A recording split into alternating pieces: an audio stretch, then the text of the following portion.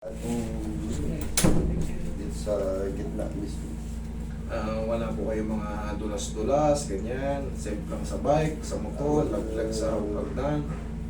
Well, sa ngayon po, wala. Pero 20 years ago, na po itong sa balakang ko, nakuha ko sa pagbubuhat. Okay, mas maganda yung ganun kasi Ah, pag kayo ay may mga instances na nasaldak, nalaglag, mas mabilis makompress yung malakas na impact. Pero yung mga pagbubuhat na yun, mahabang panahon. Ngayon na lang yan, kumbaga, syempre.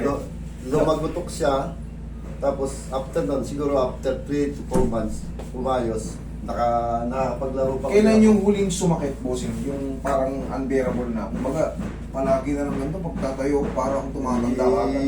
On and off po eh. Kailan yung Gawa pinaka-shooting pain na hindi mo makalimutan? Mga 2-3 months lang na... Okay, sige. Madali lang yan pag mga ganyang kaso. Huwag lang talaga. Wala kayong opera before? Wala po. Okay, good. Patrent, ito. Iyan ang pangarap ko. Alam niyo na yan? Respectful. Very respectful. Ay, masa na.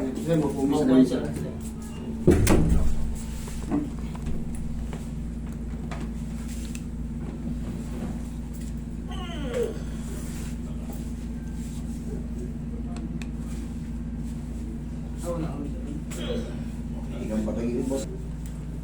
Relax lang. Other side.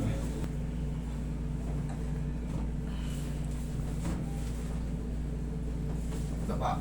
Relax lang.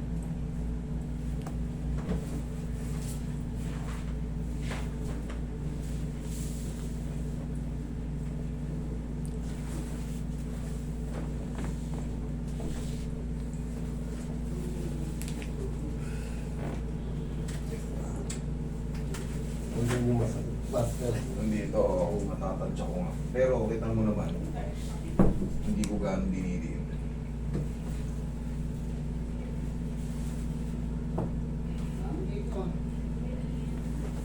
Mamaya wala na yan. Mababawasan lang. Sige, haplosin mo muna, Roy.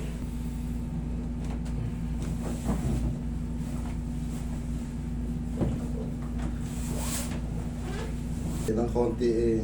Ako ngayon sabi ko sa'yo, magko-cool down yan. Once na ma-adjust at ma-massage. Tapos bossing, ito lang aralin mo lang. Total, nasa abroad ka eh. Tandaan nyo itong moves na to para hindi kayo mag-worse. Kumbaga may nararamdaman kayo sa balakang nyo, tayo ka. Bossing.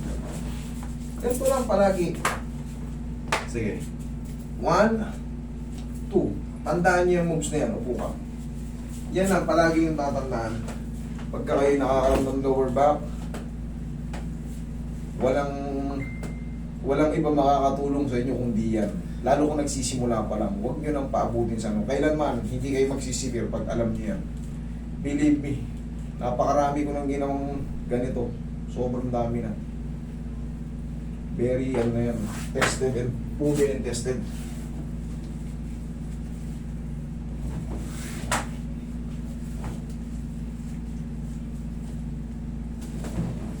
Makaramdaman kayo ng konting pain pero hindi kayo aabot sa yung halos hindi makatayo.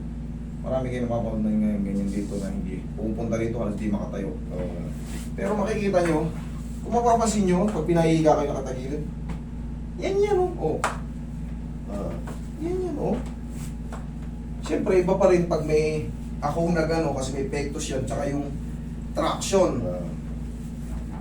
Pagka severe na kayo dito, pumunta kayo.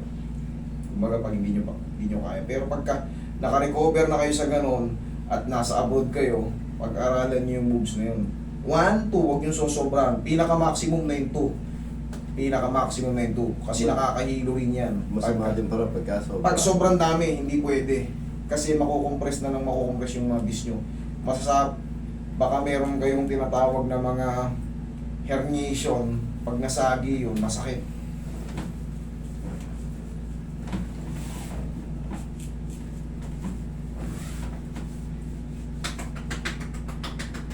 Tapos dito naman sa gitna, pagtrabaho ka, nakapagbuhat ka, may lumagutok dito mo. Tapos, pero kaya mo pa, pero parang pili mo may ngawit talaga na hindi mawala. Etong posisyon na to, magpabuhat lang kayo sa tropa nyo. Ayan o. Ganyan, huwag yung itataktak. Magkakaroon ng traction yan sa likod. Yun ang magpapaluwag. Hindi pala pwede yung... Hindi tataktak, kailangan one shot lang. Pati yung ganito, huwag yung tataktak. Palaging nag-isa lang. Okay, mahalaga yun. Okay, bossing, kumusta? Thank you po.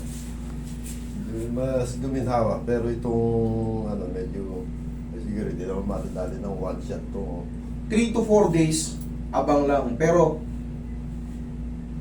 sa 100% hanggang saan daw, kumalahati ba siya or lal? Maliit na porsyento lang, ano? Tansya mo lang. Nabawasan siya, pero itong ano talaga master, itong gawin na to.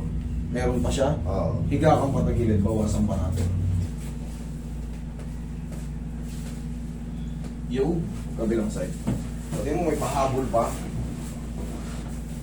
Huwag lang kayo mahihiyang magsabi. Kasi,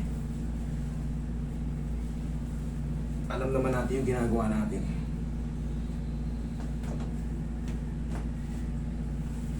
Okay, upo ka ulit, bossing. Dinner natin, sir. Kanina kasi pag Kanina konting- pag gumagano na eh. Oh, di ba? Alam ko naman, nararamdaman ko kasi kumakadjot si sir pagka konting gain. Pero ngayon, oh, madiin tong ano ka. Puwersado yung ano ko na yan. Hindi lang talaga siya totally masisiro, tandaan nyo. Pero huwag kayong mahiyang magsabi kung talagang medyo ilang pa kayo. Uulitin natin. Dagdagan natin ang adjustment. Okay, okay sir. Thank you. Thank you so much. Thank you.